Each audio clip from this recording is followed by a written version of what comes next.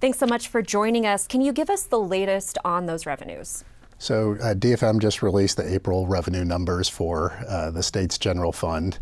And any state, April is always going to be the largest revenue month. It's when income tax filings come in. So it really has the chance to make or break your budget. And this year, we hit a state record. It's the first month in state history that we collected over $1 billion in revenue in a single month. So just for context, just 2 years ago, the entire state's general fund budget was $4 billion. So to collect a quarter of that in a single month just defies any reasonable expectations. And that's much more than you had anticipated collecting. It is, yeah. So you forecast at the beginning of the year, when the legislature convenes in January, the governor debuts his revenue forecast, and then April really is the make or break month. So for revenue to come in as hot as it does, it really is suggestive of a red hot economy in Idaho. And I wanted to ask about the factors in those revenues. Was it the result of a forecast that was a severe underestimation, or was it the red hot economy, or was it a little bit of both? Well, I think to start off with, April again is driven primarily by income tax filing. So it's both individual income tax as well as corporate income tax. And they exceeded forecast by orders of magnitude. So I think it's highly suggestive of rising incomes for individuals as well as strong business profits. I think the way Governor Little has managed the economy has substantially helped with the economic rebound. In terms of forecasting, the state generally sees a surplus come in over the forecast. That is because the state has a balanced budget requirement, both constitutionally and statutorily.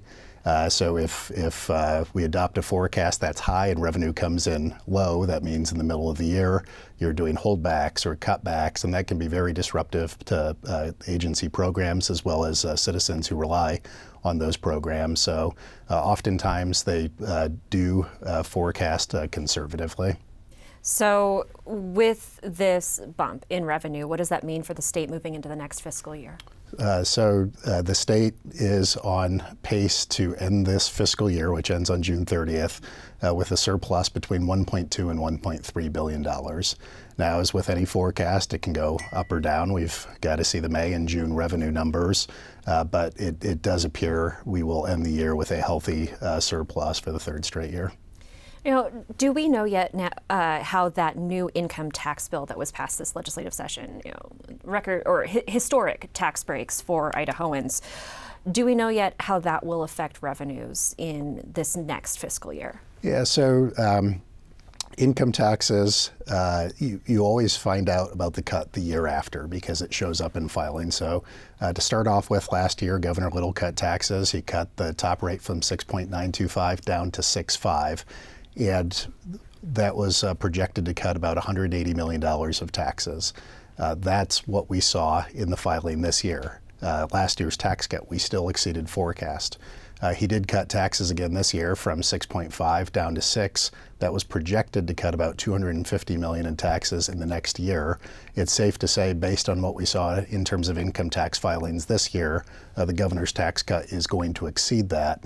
But based on the growth we've had, the budget is still structurally balanced over the next 5 years based on the new projections moving forward. So to your point, Governor Little has had 2 consecutive years of the largest tax cuts in state history, and we're still seeing this revenue come in. He also said this week that, assuming he wins re-election, that he's eyeing tax cuts for the next legislative session. Any idea what those might look like? Well, certainly past as prologue. Folks who have watched Governor Little over the past 4 years know he's done record tax cuts, record investments in education, particularly teacher pay and compensation, as well as record investments in infrastructure where it counts: roads, bridges, air, rail, water infrastructure, park trails, things of that nature. I don't think it's a stretch to think that you'd see the governor pursue more of that. Throughout his tenure, governor has focused heavily on income tax cuts, and he's gotten the rate down substantially, but he's also done property tax relief. He's also done credits for food and other things like that. We also did a $60 million cut this year for small businesses and unemployment insurance taxes. So the governor's really focused across the board in the areas where it matters most for Idahoans. Is grocery tax on the table? governor's always been clear if that gets to his desk, he would sign it. How does federal inflation play into the state's fiscal picture? Yeah, so I think one of the things that's really important for viewers to understand is the record April numbers we saw are based on income tax for folks from last year. So moving forward, we are facing a lot of storm clouds on the horizon. There's record federal inflation. I mean, it hasn't been this high in 40 years. You have soaring energy costs. You have a tight labor market. You have geopolitical strife internationally. There's just a lot of things that are making folks nervous. And the states that are going to be successful are those that have done steps like Governor Little has taken. He's rebuilt the rainy day funds. We have the largest balance in our rainy day funds in state history. We're over $1 billion, which is about 20% of our revenue forecast. He paid off state building debt. He put money into deferred maintenance to lower the out-year costs for our children and grandchildren in maintaining critical state assets. So the states that are going to weather the storm the best are the states that took those prudent, good kitchen table economic steps that Governor Little has taken. You know, there are going to be some viewers who are listening who have read coverage about Lieutenant Governor McGeachin's budget shortfalls this year, which by the end of the fiscal year are projected to be a few $1,000s.